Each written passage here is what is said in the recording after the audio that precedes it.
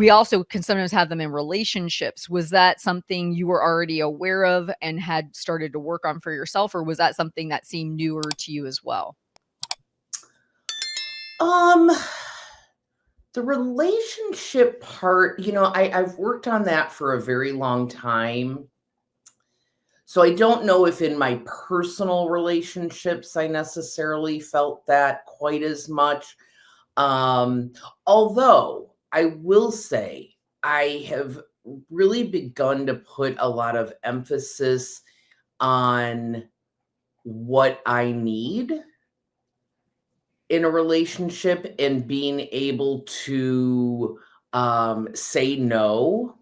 It Mhm. actually just happened with someone where I already had too much on my plate, and I was like, I really wanted to get together with this person, but I I was like, I know what's going to happen. I'm going to get so stressed out, and that could activate, wanting to binge or overeat or whatever it might be, or even just a not great mental state.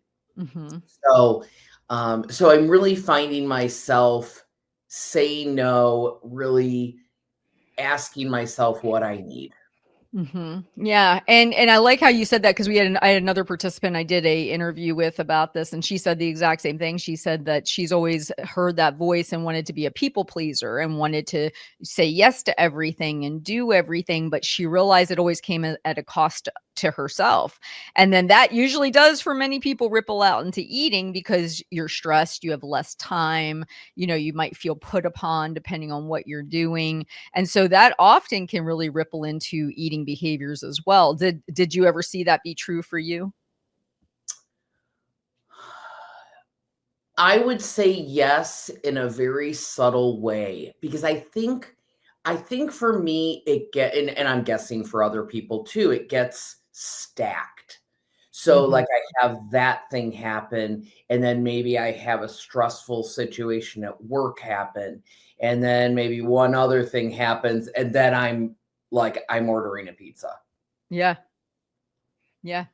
I'm so glad you brought up work because I remember that being one of the things that seemed to be part of this whole I'm just going to have the pizza, right? I'm just going to have the thing was a Mhm. stressful time at work.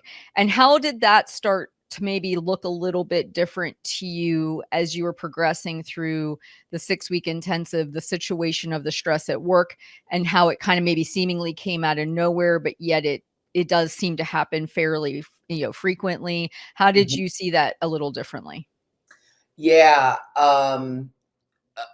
it was happening way more frequently than I even thought because after we spoke the one time, I went back into my fitness pal and looked at previous weeks, and I was like, "Oh my gosh."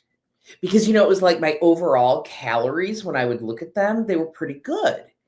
But then there'd always be a day, maybe 2 days, where it just messed up that whole average. So that you were bringing up that, it can take even like I think you said 4 to 6 Mhm. weeks for the body to kind of really acclimate to this lower calorie deficit. And if you do have a binge or overeating, depending how many calories it is, it Mhm. could really affect what's going on.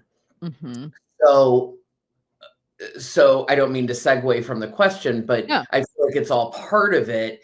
And so what I started to do is I went, okay, because you're always bringing up like, what's an alternative to like, my go-to is kind of ordering the pizza. Mhm. So, okay. So I found a really good frozen pizza um, Mm. that's actually pretty good on calories. The whole pizza is, I think, 700 calories, so it's pretty good, Mhm. fairly healthy, and it happened the other day. Awesome. And I was pretty like, I'm ordering a pizza. And then what I did was I really thought about, okay, hang on a second. You've got the Yes. pizza in the freezer. And how are you going to feel after you eat that pizza if you do order it?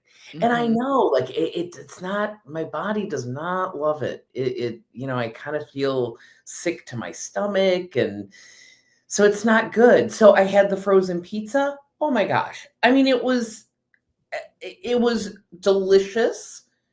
It like gave me everything I needed.